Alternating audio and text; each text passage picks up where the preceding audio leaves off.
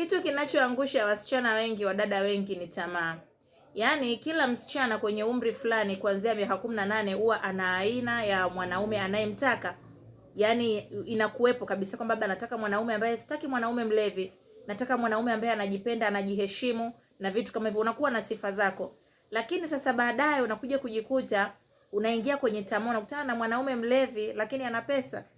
Alafu ni mlevi, wewe unasema tu kwa sababu ana pesa mimi nitamudu bwana, mtu ana hela kwani nini? Yeye alewe tu, mimi uzuri nina pesa, uzuri ana pesa na mimi mwenyewe nitakuwa na pesa. My dear, hizo pesa zake utazishika, utazizoea, alafu sasa itakuja ule uhalisia wako kwamba kuna tabia hiyo ya pombe ambayo wewe hutaki mtu mlevi, itaanza kukukera na kukukwaza.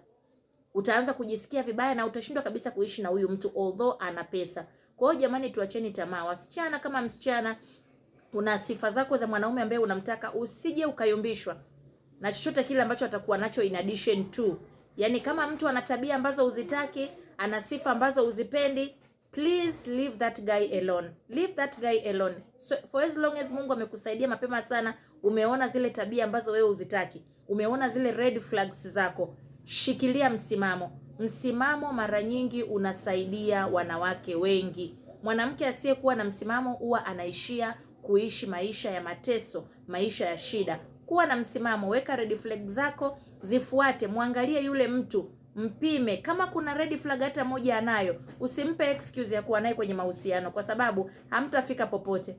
Mimi nilishafanya hivyo vitu sana na mwisho wa siku hao watu nimeend up nao mapema sana.